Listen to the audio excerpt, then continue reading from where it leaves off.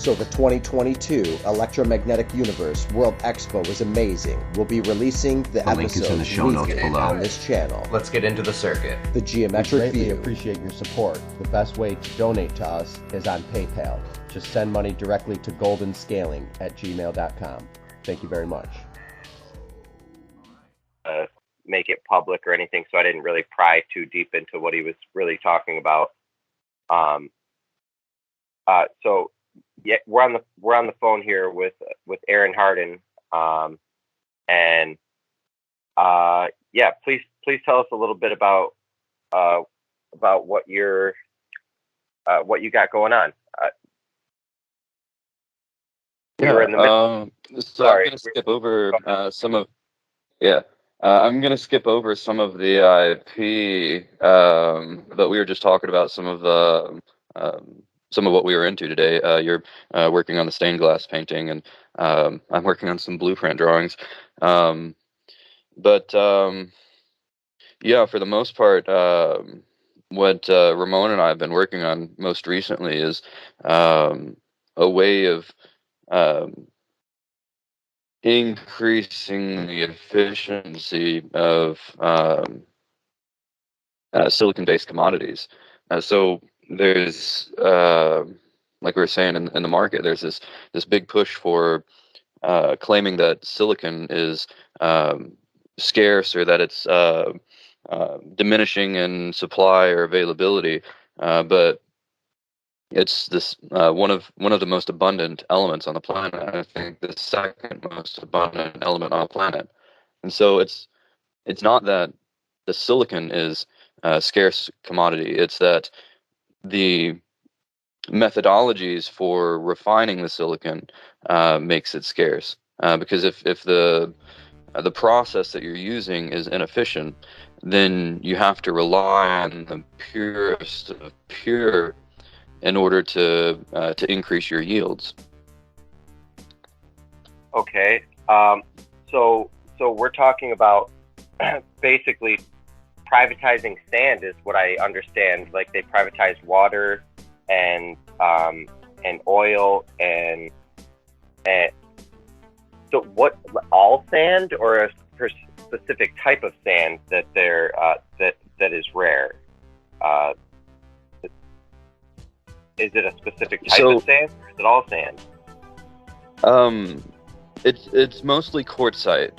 So quartzite being an ultra pure sand, and it's not common knowledge, but the majority of the ultra pure silicon is actually mined here in Kentucky. So Pine Mountain, Kentucky has the purest of pure sand, and it's mined here in Kentucky, and then sent up to New York for the Corning to refine it down, and then it's sent back down to Kentucky to be turned into Gorilla Glass and used by Samsung to make your smartphone screens. So really interesting. No one knows that all of the cell phone glass is essentially made in Kentucky, but that's a side thought. I don't know that there's actually a scarcity of sand, because you can go to Arizona, you can go to Nevada, you can go to the Sahara, like anywhere in the world. You can go out in the yard and you can dig and separate sand from your soil. It's abundant and everywhere. The difference being the types of impurities that are associated with the sand. So if you look at the mineral composition of the sand in your backyard, and you compare that to the sand in Arizona, it's going to be completely different. And because of that, you have different refinement processes that you have to use in order to filter out the parts that you don't want.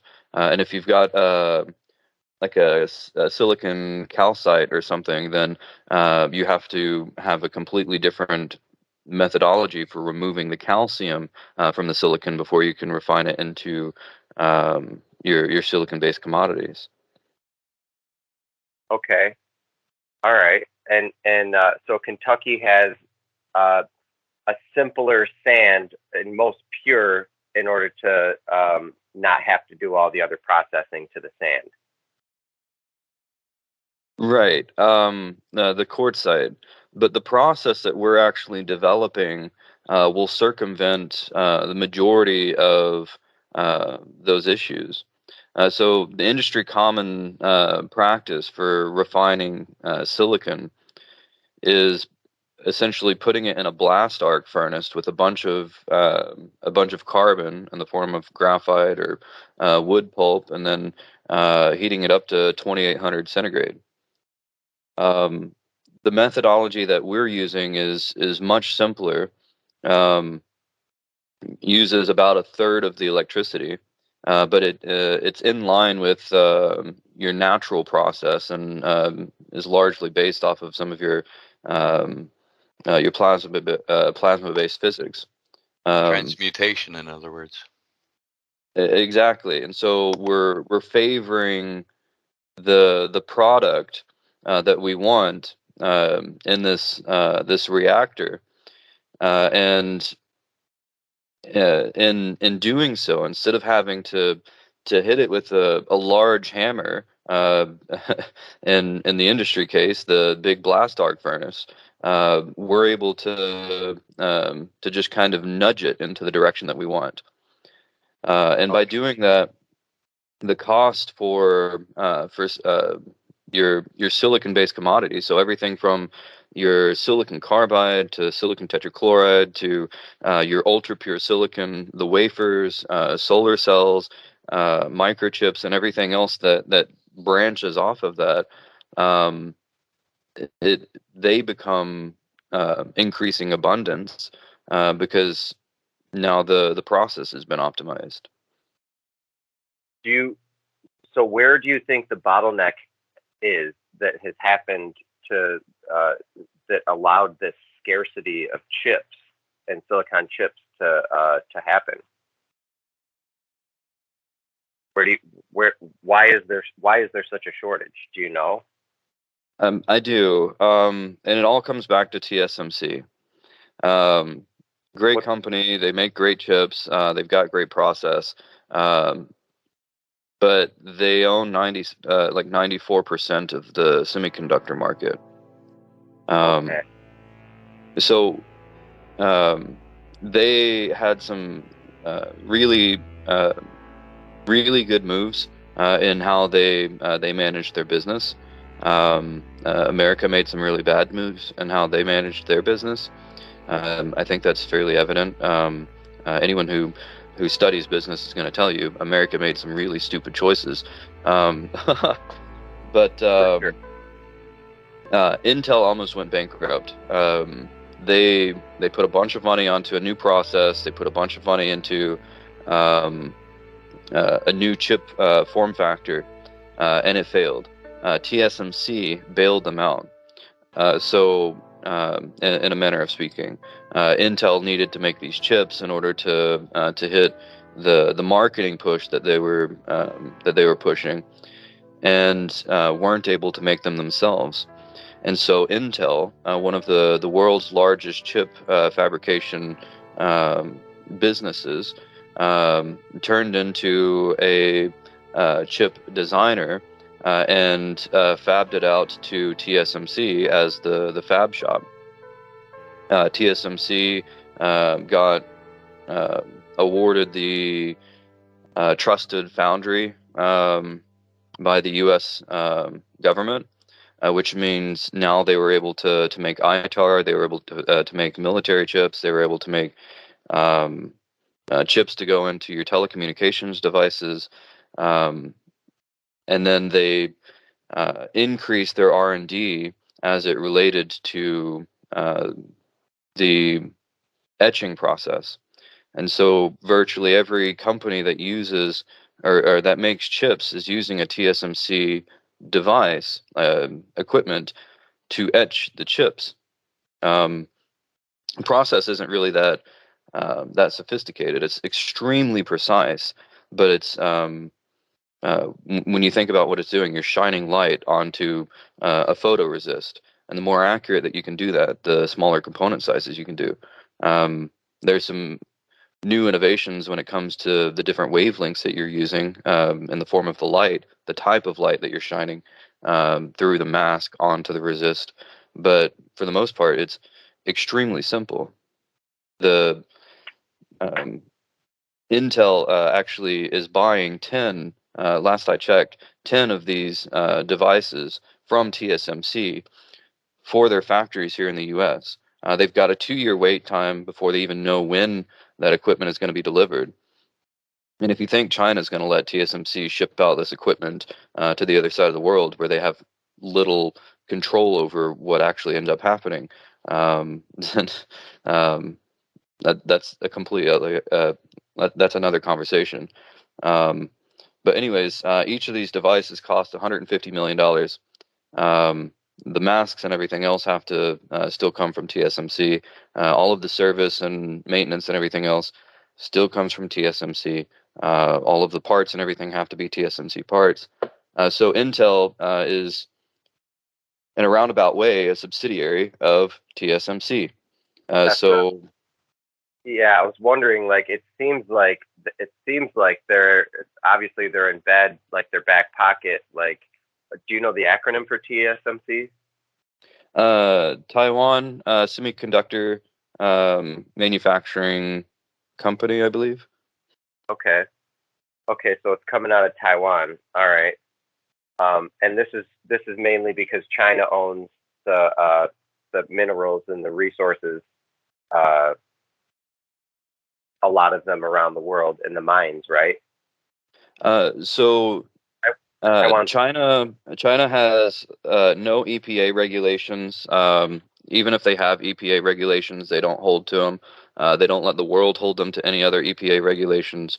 So they're able to, in the United States, if we open a mine, we have to make sure that we're not contaminating the groundwater. We have to make sure that we're not endangering the wildlife or the inhabitants around the property. We're not pumping a bunch of pollutants or anything into the atmosphere. But yet, and that's why we buy everything from overseas. But overseas, they're doing exactly that. They're contaminating the atmosphere. They're contaminating the groundwater. They're killing their people. The average lifespan of a worker inside of one of those mines is like 3 years. So they really don't care when it comes to, it's just extract the material as fast as you possibly can, stockpile it, and then if a competitor comes into the market, they drop the price floor straight out of the product. And so if I'm starting a mine here in the United States and I'm trying to sell product at whatever, I've got investors, I've got banks, I've got my own capital, I've got the well-being of all of my employees and everything to think about. And then the product that I'm expecting to get $10 per ton or whatever off of, all of a sudden goes down to $1 per ton. The investors pull out. The banks call all of their loans. I have no more money to operate that facility. And they've done this cycle several times. They've done it for rare earth minerals. They've done it for lithium. They've done it for silicon-based commodities. Diamond, gold, Yep. the palladium, platinum elements. Yeah, they're all controlled markets. When you try to look up, I had a buddy of mine, and we were working together for a while out in Arizona. And without getting into too much detail, we found he got a plot, like where you can mine. I forget, a mining plot or something like that. I forget the name. Yeah, mineral rights. Yeah, to some land, and he found these crystals all over the entire land, and he's got his friend has a like $45,000 whatever, however much they are, mineral reader that you shoot at the minerals, and these crystals were coming up 70% rhodium crystals, straight rhodium. So we were working together trying to turn it into a sponge metal from the crystal. we never got to the bottom of it, but we did understand and find out that it's a controlled market. They'll tell you that there's only a couple of rhodium mines, if they'll even tell you that there is some in the United States. But yeah, all that data is fudged and it's controlled, just like diamonds. But yeah, that was my point. Yeah, the diamonds is actually a perfect example. All of the diamonds in the world comes from essentially one family. They own, I can't remember the name, but diamonds are abundant in reality. But yet the marketing and the perceived scarcity has been done so well that it's the standard for everyone's wedding rings or whatever. You can take that exact same concept and talk about what you were talking about before we started the recording with fossil fuels and how abundant fossil fuel is. You said it was like, I don't want to misquote. It's the second most abundant fluid on the planet. And that's insane. And water is the only thing that's more abundant, right? Right. So we've privatized water. We've privatized and lied about the scarcity of fossil fuels. And we're doing the same thing with the chips and the processing chips, right? Absolutely. Yeah. So there's a monopoly that's happening with that company that you were talking about. It seems like who owns that company? Who owns Intel? It seems like IBM would own Intel. No. International Business Machines, IBM, is a separate entity from Intel. Intel is a large blue chip company. It's I can't remember what it was originally, because it was a play on words whenever it was first founded. Intel.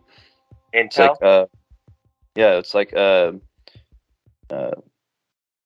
intelligent something another. I'm sure someone knows. But going back to the fossil fuels, it's spot on.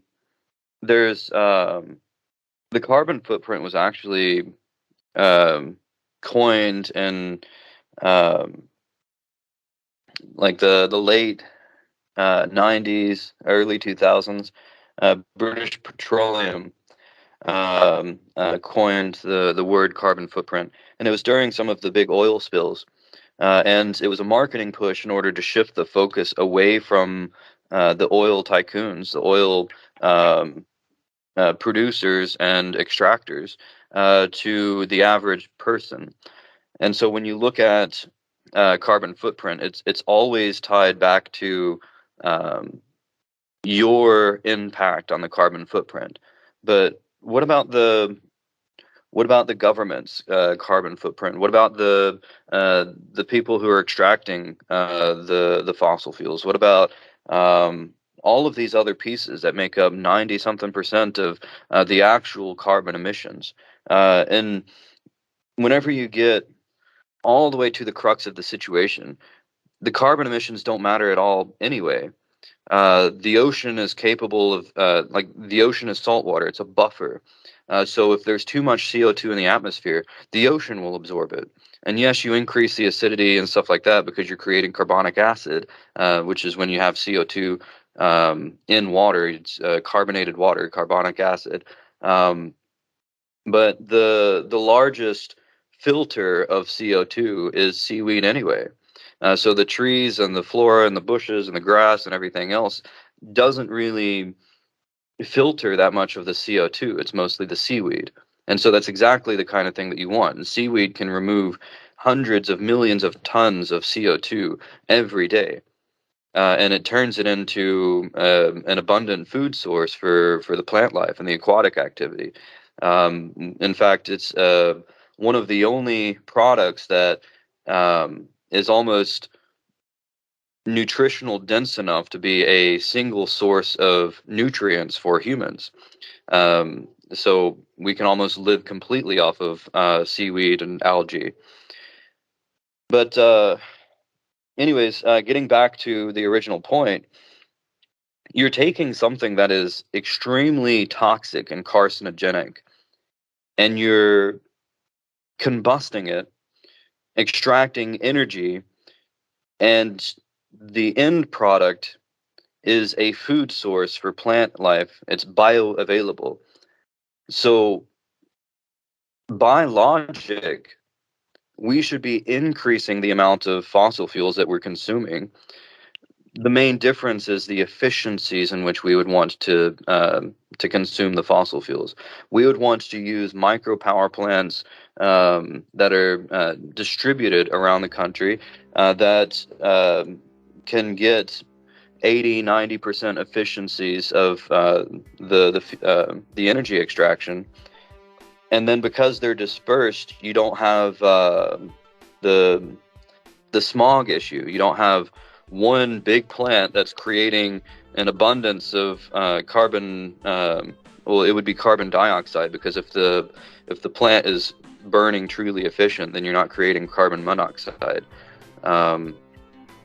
But I think the logic behind everything is, anytime you can take something that is toxic and you can turn it into something that is bioavailable or something that is beneficial to the community, to the environment, to the world, then you should be doing that. And if you're able to create additional gains from that, such as the energy production, then it should be a no-brainer.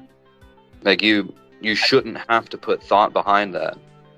But Right. because it's been privatized, because it's been monopolized, because it's been demonized for so long, it's going to take a lot of re-education to convince people that burning fossil fuels is good. Yeah, that's going to be a big try to I mean, since the guy who put lead in fossil fuels, leaded gas, I mean, I saw a documentary about that guy killed more people than anybody. Maybe not anybody, but he killed a ridiculous amount of people by introducing lead into the fuel. So it's going to be hard to convince everybody that fossil fuel is not a bad way to go. Yeah. I was actually just reading the other day, a lot of these toxic substances, lead as an example, lead actually has a biological application. So in some processes, lead is used. I can't remember the specifics, but another example would be like cadmium, or cobalt. So cobalt is another. It's actually a really good example. Cobalt is actually used in the, I believe, the B6 and the B12 vitamin, and so our bodies use cobalt in the form of vitamin B6 and B12. But yet cobalt itself is extremely toxic because it's not bioavailable.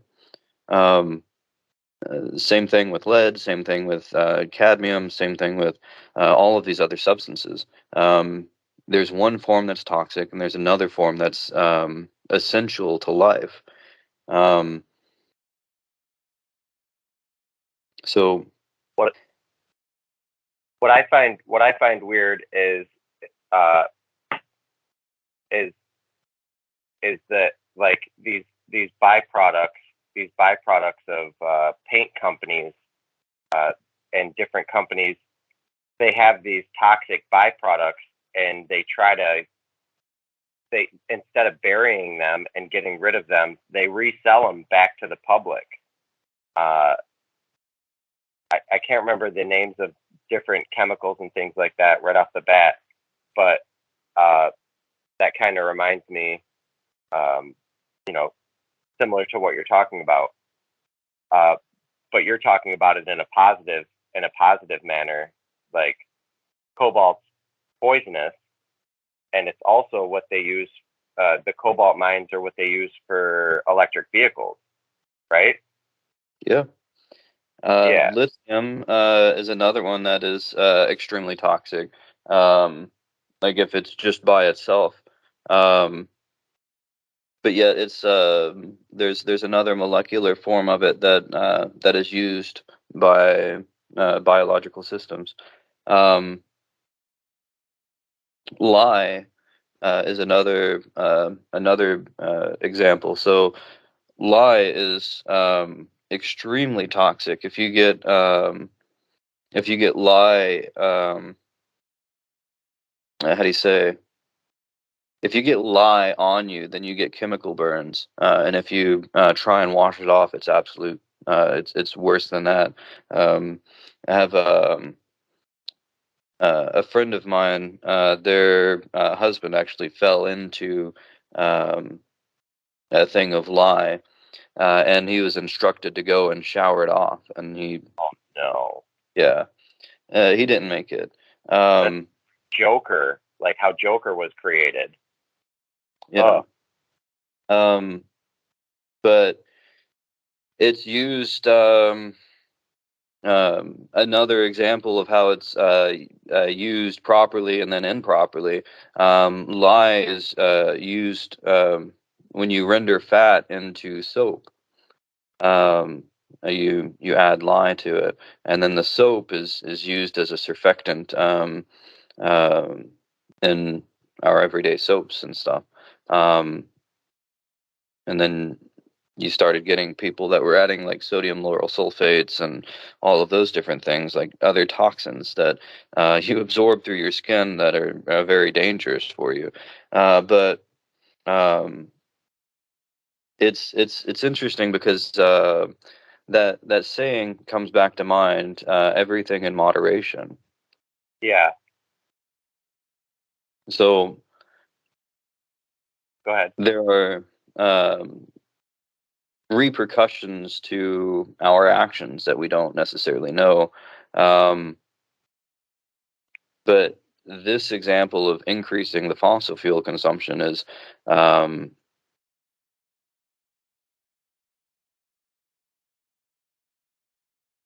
I think it's because of what Ramon and I are talking about as far as additional things that we want to do. Increasing the amount of carbon is beneficial. So if you take terraforming, or if we're doing interplanetary colonization, or if we're living in space arcs or something like that, the two biggest components that you need is carbon and water. 3 would be oxygen, so carbon, water, and oxygen. Yeah. Water comprises of oxygen. Carbon, in the form of CO2, comprises of oxygen. And so instead of putting purified water on rockets and sending it up, and putting carbon on rockets and sending it up, and then putting oxygen on rockets and sending it up, you should just be taking water, turning it into carbonic acid. You can remove the carbonation from water extremely easily, but it can be a purification process. But then you're sending carbonated water into atmosphere, and then into space, and then you're doing the 3 of those all at the same time. And the carbon dioxide is used for your gardening, your food production and everything. It contains oxygen, so you're able to create breathing atmosphere. And then the water, if you needed to, you can hydrolyze it and turn it into hydrogen and oxygen, which is Brown's gas. If you mix the 2 of them together and you burn them, which is the hottest burning fuel, oxidized fuel that you can possibly create, because then you start going into your plasmas. But still, I think it's just all of this just comes full circle to the reality that we're slowing everything down intentionally because people are making mistakes, people are getting hurt, and they're slowing it down in order to try and correct. You've got some people that are taking advantage of that and putting out the wrong information in order to try and sway the market towards privatizing these different commodities. But at the end of the day, we need to be accelerating everything. And you say they're slowing it down because people are getting hurt. What do you mean by that? So, when you're doing things on a large scale, there are consequences. There's always consequences. In fact, there's cascading reactions to every decision that you make, and the larger the decision is, the larger the cascade. So that may be a law that I coin later. But well, anyway, that's initial conditions. Well, you can use birth control as an example. Birth control was created. It was sent out, and then it was this. Like, everyone was on birth control in order to help regulate their hormones. Why their hormones needed to be regulated in the first place, that's a completely different conversation. But birth control was supposed to be one of these miracle drugs that helped regulate hormones, that helped prevent unwanted pregnancies and stuff like that. But what they didn't anticipate is it getting into the water supply. And then the water treatment or the waste treatment companies, they didn't remove it. So they don't remove pharmaceuticals from your wastewater. The water that comes out is extremely clean, but they don't test for pharmaceuticals. They don't test for reactivity. They don't test for a lot of these different parts of the water. And it ends up accumulating in the water systems. And you had an abundance of frogs that were being feminized. You had an abundance of fish that were being born one gender instead of the other. So I think it was you had more female fish that were being born instead of male fish, and then they weren't able to manage their populations. So that's what I'm talking about when I say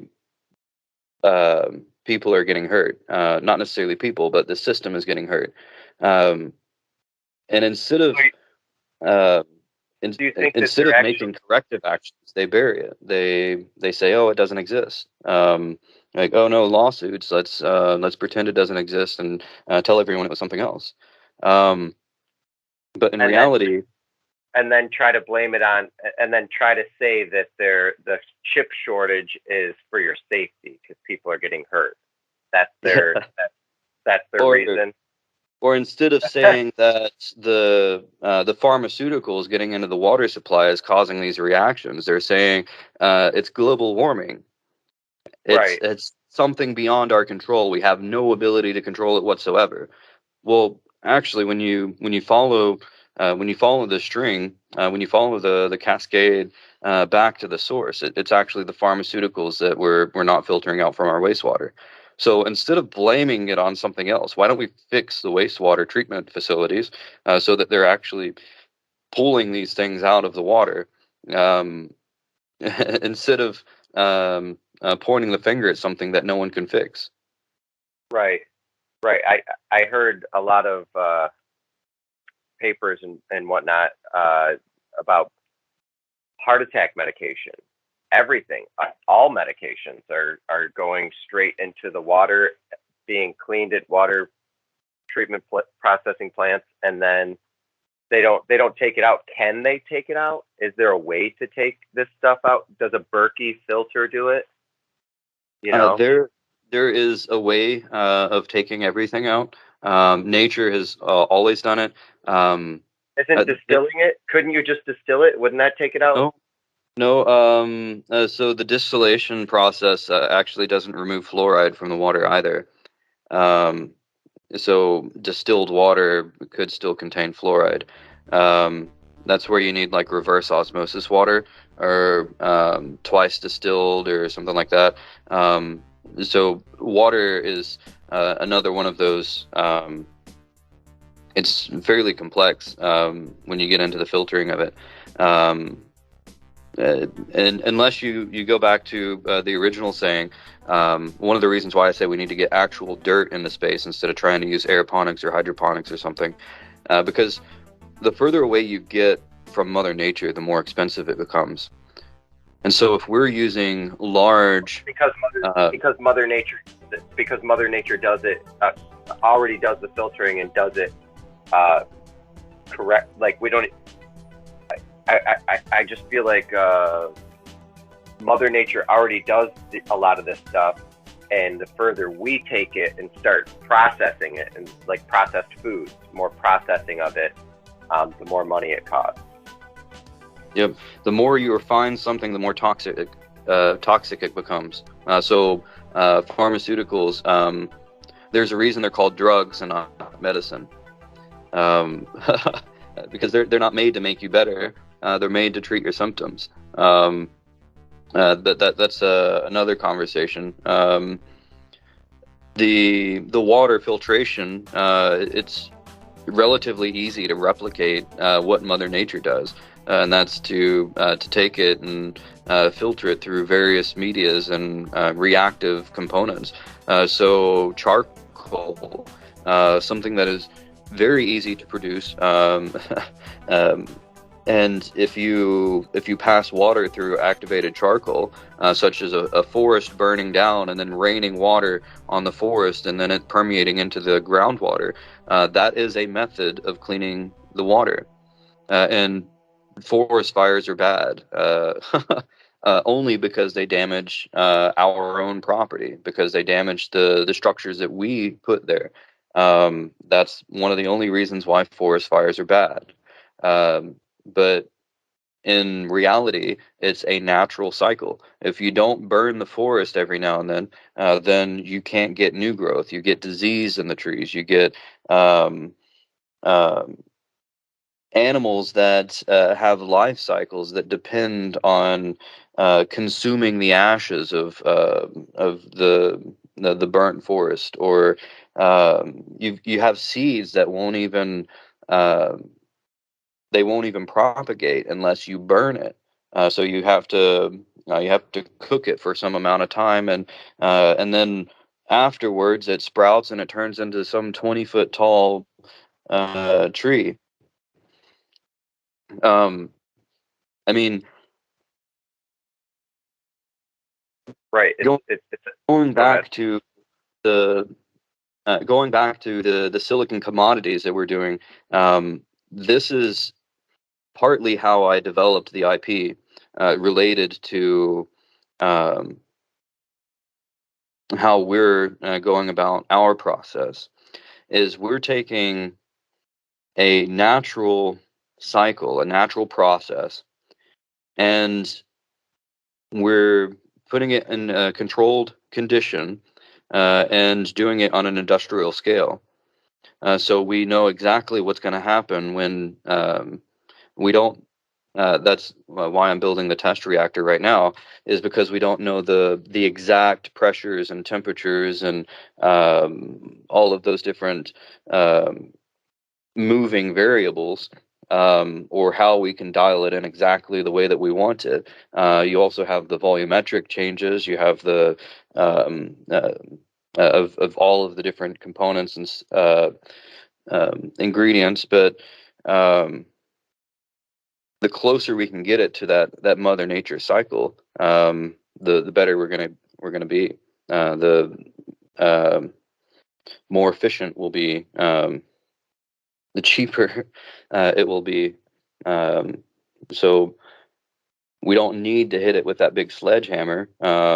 We just need to make fine adjustments to tap it into the Goldilocks zone. It kind of reminds me of graphene and the graphene boom, and how every college right now has a department that's producing or like delegated toward graphene. There's a whole bunch of wonderful things that's happening with graphene, but it makes me wonder why something like what you're talking about is not on a university scale and people working on this. And is it because it's so controlled? Is it because it's that not IMDb, that company you were talking about? Do they just have that big of a lock on it?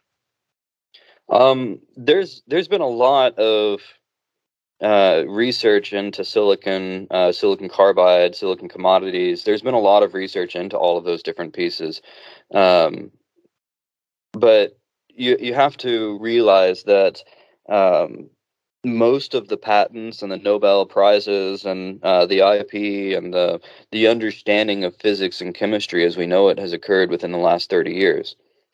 You also have to realize that a lot of the physics rock stars that are pushing the current dogma, they've got their own agendas. They've got their own. If they suddenly say, "Oh shit, I was wrong," it isn't this way. It's actually the universe is actually electric. It's not gravitational and dark matter and all of this other stuff. It's electric, and it's all electromagnetic buoyancy.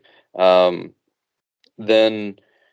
that platform that they were standing on, in their heads, they perceive that they're going to lose that. In reality, if they step forward and they say, hey, we were wrong, this is the way we should be looking at it. At first, you'll get a bunch of people calling them out and trying to take their throne and everything, but in the long run, you've opened that door to possibilities, and everyone else has to now start thinking about it that way. And if they have to try and disprove something that someone goes on that stage and starts saying, then that becomes they're not going to be able to do it. Especially when you have people that are talking about cotton candy, black holes, and all of this other BS. So the reality is, people are looking in the wrong spot. People think that it has to be harder than what it really is, and they add complexity where complexity doesn't need to be. And so the process that we're using is it's relatively new. It's actually a reaction that if I choose to publish about it, it will probably be named after myself, because it isn't done in industry. It's not done in practice. It's not done in universities or labs. I'm sure people know that it exists, but it's one of those things of you're distracted with trying to prove something over here that doesn't actually exist. You're distracted with trying to doing things the old way versus doing things the new way, or maybe even this technology is ancient too. I mean, it seems like you're what you're saying. What I'm gathering is that they can't change their science because they've already made their minds up about how things work. And what you're saying is, if you do it in a different way that you discovered, which involves the plasma method or something along those lines, then this can indeed be replicatable and become a new method. That's fucking awesome. That's brilliant. Do you guys have a name for, you and Ramon have a name for what you're doing? A company name, or I know you just mentioned that it might be named this process might be named after you. Do you have a company name or a process name you're thinking of? Yes. So while I remain the inventor and the um, um, uh, I guess the engineer and scientist around the initial process and everything. I've signed over the intellectual property as it relates to the reaction, as well as the multi-beam direct etch, which will be when we make the semiconductors. But the company name is American Integrated Circuits. Okay. And all right. it's primarily because while I want America to lead the way in technology and innovation, markets, industry, and I think that we can do a really good job at setting that pace, the pace of innovation. In reality, um, we need something here in America, but yet we need competition as well. So we need, for instance, something similar. Like we need a Canadian integrated circuits. We need a Brazil integrated circuits. We need a Mexico integrated circuits, and China and Taiwan, and we need all of these different entities because it gamifies it. So I'm a really big proponent in the infinite game. The finite game, like we're the best semiconductor manufacturer in the world. Okay, what next? But if you have just cause, you have a worthy adversary, being other countries. In this case, right now, it's TSMC, it's Intel, it's Samsung, it's a lot of those really big giants. I mean, we're going to work friendly with them, but we're going to compete with them in some cases as well. And I think that's beneficial. It's advantageous for the world as a whole. That's why we are American Integrated Circuits. Okay. Hopefully I'm not on mute here. I might have. Okay, good. I didn't mute it. All right. Yeah, this is all extremely exciting and interesting, especially since there's such a huge scarcity in a controlled market for this these microprocessors and everything. Man, it's awesome getting to know you, Aron, and actually interviewing you. I didn't know hardly half of any of this stuff. Ramon talks about it here and there, but we never really went into detail. So I appreciate your time. It's awesome and interesting. Yeah, absolutely. So one of the things that Ramon did recently, and one of the big pushes for what we're doing, and I guess a last thought for everyone listening is your USB cord has 4 microchips in it. A satellite has several 100,000 microchips in it. For us to continue the way of life that we have right now, you can't rely on one source for that. And then the methodologies for that have to improve. You can't take the existing technology and just make it incrementally better. You have to make leaps and bounds over that technology, because otherwise we're never going to keep pace with the amount of semiconductors we need. I think the economic shutdown, the supply chain shortage, all of these different pieces, they're symptoms. And one of the pieces that we're doing is trying to improve and innovate to create that abundance again, so that we can actually get back to what is it, the final frontier, if you want to use Star Trek as an example, but really understanding more about the world and the environment around us.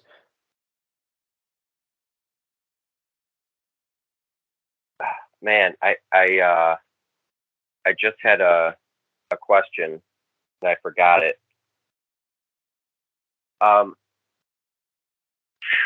So that's what it was. Do you think that it's, I have a feeling that it's intentionally being slowed down to keep other manufacturers from being able to produce more technology. Like, I feel like there's a false scarcity with these chips, and they're being funneled over to other companies and not being allowed to go over to other companies, like a control mechanism over technology. It's very plausible. One business tactic that has been used, one of the team members actually used this example. So in the oil and gas industry, you can't necessarily control the supply of the oil and gas, but what you can do is you can buy up all of a specific fitting that is required in order to transfer your products from one vessel into another, or from a barge into a containment vessel on the land. So by buying up all of the year's supply of that component, it may be a $2.50 component, but the annual production is like 200,000 of those components. So for $500,000, you can stop every competitor from being able to add or replace those fittings. And so this, it's absolutely plausible that semiconductors are being used as a control mechanism to improve or increase innovation in one spot, or decrease it in another. I think the biggest thing that is being overlooked with that is people are innovative. People will make their own chips. People will take something that is 30 years old and find a way to make it do what you need it to do. People will take an analog circuit and put it into a digital application. I mean, people will find a way around it. All that they're doing is buying themselves a couple of days, maybe a couple of years. But I think it's the same kind of mentality as saying that fossil fuels need to be reduced. It's the same kind of mentality of saying that there's a shortage of sand, that water needs to be privatized. It's the same mentality as saying that humans are overpopulating the planet.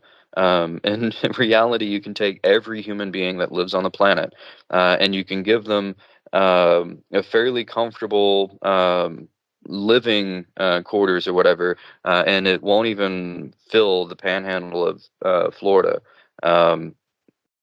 So saying that humans are overpopulating the planet is that's another example of saying that it's a controlled narrative. That's all it ends up being. It's a controlled narrative that allows the manipulation of the different variables, the different markets. It's the same with carbon, and Yep. Everybody's saying that carbon is bad. More carbon in the atmosphere has already been shown to produce more creatures, different variety, profundity of creatures. So Yep. we already know that carbon's good. So it's like a war on something that's good, and them trying to tell us that we're the bad ones, and Yep. we have to pay for it. Everything comes back to carbon, really. We're carbon-based life forms. That's organic chemistry is based off of carbon, oxygen, and nitrogen and hydrogen, if I remember correctly. You can erase all of the human impact that we have ever had as it relates to carbon. You can completely erase it, and a single volcano will will undo all of that in less than a day. I mean, just think about that for a second. A single volcano releases more carbon in the atmosphere than what humans have ever released in the entirety of our industrialization, in the breathing and everything. A single volcano. Right. It's almost like it comes down to how dumb the science is. Like, look, volcano bad. Lots of people dying. Carbon's bad. Carbon's getting released into the atmosphere. Like, because the fallout from volcanoes actually, it's bad. But it doesn't mean the carbon itself is bad coming out. Yeah. It reminds me of that kid that officially got water banned from school by simply pointing out a couple points that dihydrogen oxide has killed more people than any other fluid. And he successfully got water banned from school because no one knew what dihydrogen oxide was. That's insane. That reminds me of when I was in high school. I used to there used to be the squirt caps on water. A lot of the time there was the cap that you could pull up with your teeth or whatever and squirt it in your mouth. Yep. I used to go around and squirt the floor and slide around on the floor, and it was awesome. It was a great time. We caused a lot of a disturbance and fun, but then they took away the caps. They stopped selling those waters with the caps. I don't know if I did that, if that was my fault, but I got the caps of waters banned from my high school. Yeah, it's silly. This is the reason, so let's make it illegal, or let's it's so silly. I think okay, so the big solution that comes to mind with all of this, with everything that we've covered, is similar to. Okay, I like Harry Potter, but my wife and I were talking about it because I was reading it to my son the other day. Madame Pomfrey, she's the nurse in Harry Potter, and so whenever these kids they enlarge each other's teeth, or they jinx each other to have big boils or something like that, they always go to her and she fixes it. And I was asking her, I said, why wouldn't she just ask, like it could have completely derailed the entire narrative if Madame Pomfrey just said, like, hey, why did you turn into a cat person? And found out that they were making Polyjuice potion or whatever. So spoiler alert for people who haven't read it. I'm sure most people have, but and my wife rightfully pointed out. So again, different perspectives create different opportunity, different innovations, different possibilities. But she was absolutely right in her perspective, and she said, if the teacher, if the nurse was asking why something happened or how it happened, and the kids feared reprimand, then in that scenario, they wouldn't go to her for help. So these kids were encouraged to try new things, to try new spells and potions and everything else to push the boundary. And I think Dumbledore was a great headmaster because he didn't he encouraged a little bit of rebellion, so within reason. But at the grand scheme of things, when you're doing big things, you're taking big risks, when you're making new innovations and you're testing new process, new reactors, new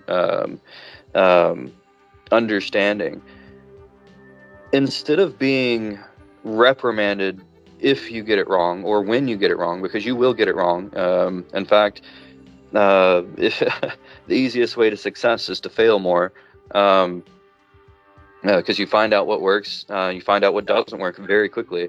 But if instead of reprimanding these organizations, we held them accountable to fix their mistakes, but we didn't reprimand them in the sense of, if you make this pharmaceutical or this component and it has an adverse reaction, own up to what you did. Tell people that like why it did what it did, so that other people can learn from your mistake and then fix it. And if you can't fix it, then we should have a robust enough community of people, a country of people or whatever, to help you fix that mistake. Because it's for the betterment of people. But we should encourage innovation and encourage the stretching of the understanding of everything that as we know it, and instead of trying to reprimand someone for not going along with the dogma, we should encourage them. It's like, okay, well, I don't agree with your understanding, but so the flat Earth is an example. I don't believe that the Earth is flat. I like to rely on the tools and the resources and the studies and everything that has been done by my predecessors. I understand that GPS is extremely inaccurate, but based off of my limited perspective, my capabilities, my measurements that I have taken at my location, I can support that the studies that says the Earth is round. I that is my understanding, and so I am choosing to believe that the Earth is round. Someone who is believing that the Earth is flat, a lot of them don't actually believe that it's flat, but if they do, then um, I guess a lot of them are just trying to say, like, if you discount these pieces, then you can't prove one way or the other. But they have the right to believe that, and while I think it's wrong, there may be some additional result of their thinking or their understanding, or they may try and do a test to prove that it's flat, but have some serendipitous discovery that finds the etheric flux that's going to power the next revolution of humanity. I mean, you never know, but I don't think that reprimanding would be necessary in that sense. So all this is a long rant to say you should be encouraged to break the rules or to break the general consensus. Indeed, Mavericks always blaze the trail, and they blaze the trail by breaking the rules. Typically, that's you're crazy until you're successful, and then you're genius. That's a Mr. Beast quote. The most watched person on YouTube. And yeah, he gives it his all. He puts all of it into everything that he does, and just to try to make the best video. But yeah, people call us crazy for trying to break the norm and the standard, but that's the only way to get to innovation.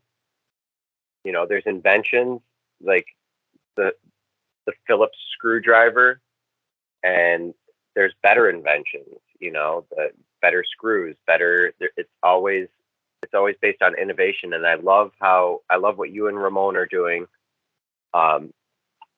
with your company, American Integrated Circuits. And I hope the best.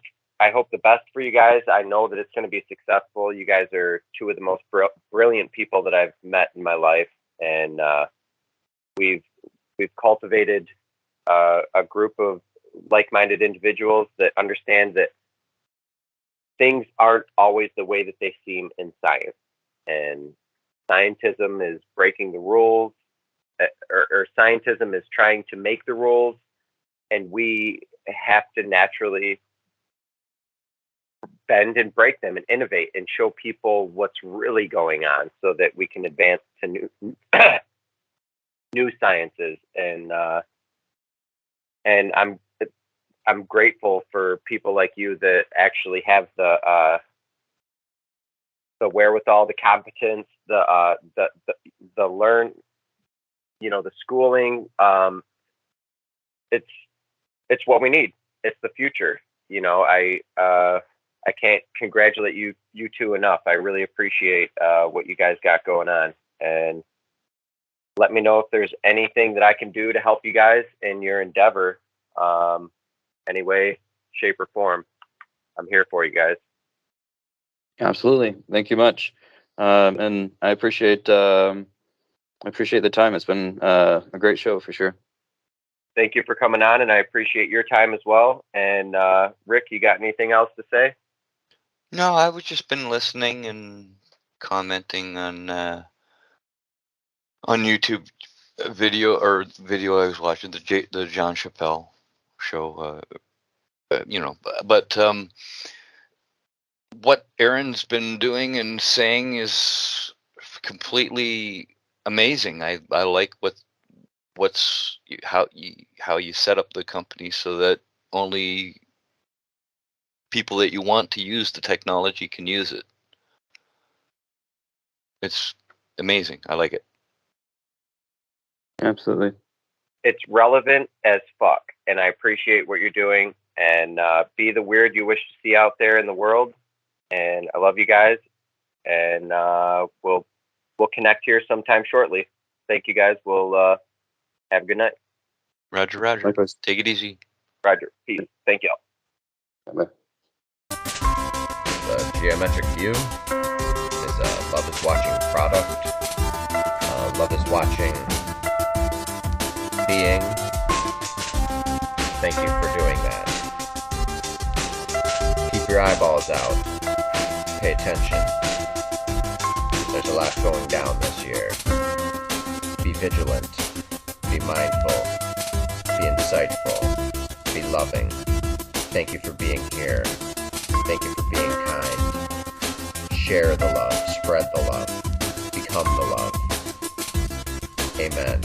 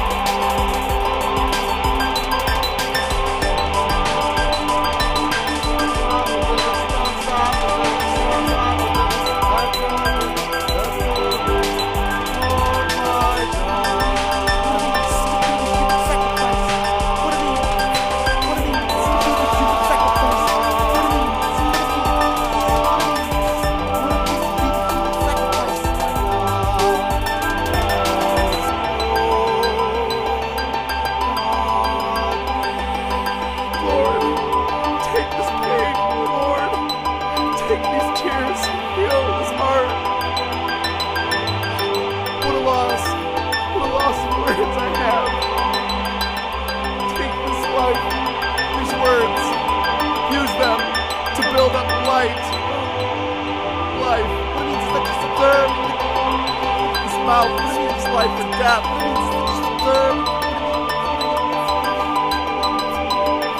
All of us. We have hope. Live your life for the cause. Love, life, live it to the fullest.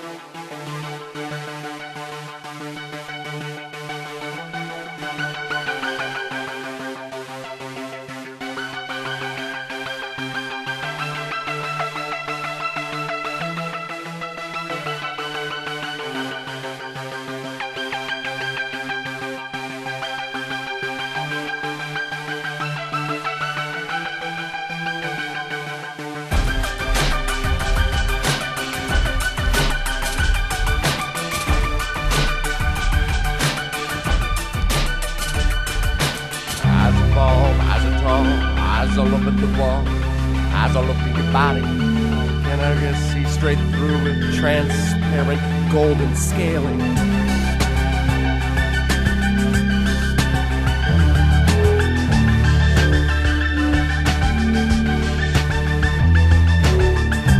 largest of the atom must embark on this because this is the journey. The journey is life. Take hold. Here we go. 3, 2, 1.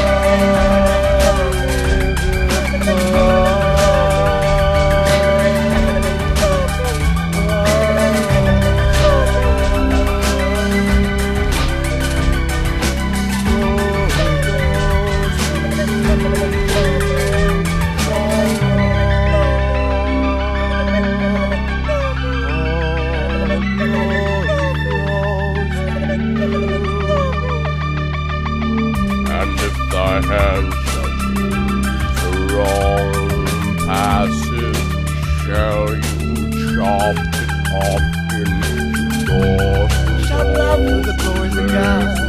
Shout loud. Shout loud for the glories of God. Shout loud. Shout loud for the glories of God. Shout loud. Shout loud for the glories of God. Shout loud. Shout loud for the glories of God. Shout loud. Shout loud for the glories of God. Shout loud.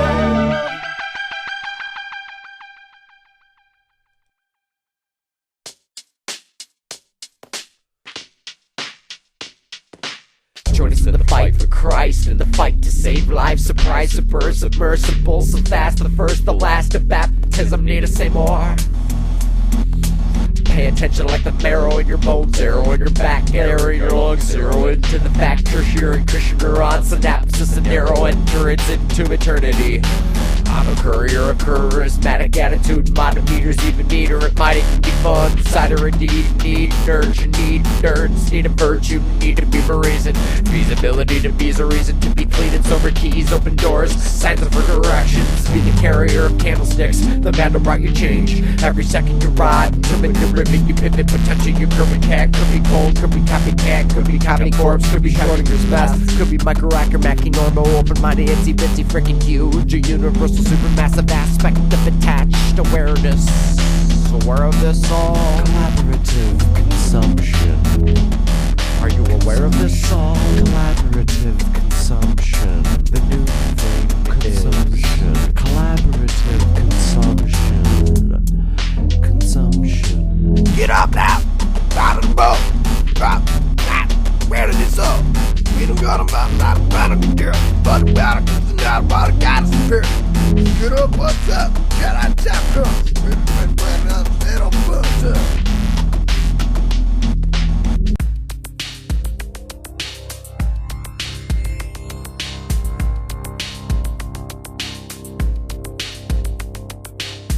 I'm in search of, I'm in earth love, I'm in living life, I'm in living color, I'm in air drop, I'm in earth thing, I'm in earth thing, I'm in earth thing, I'm in earth thing.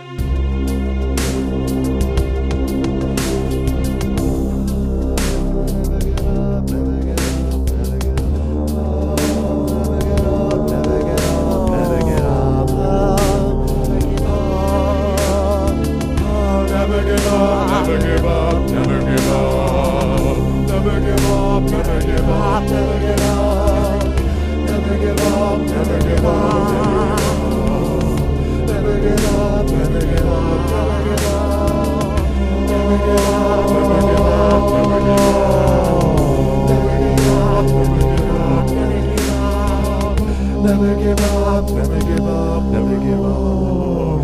Never give up, never give up, never give up.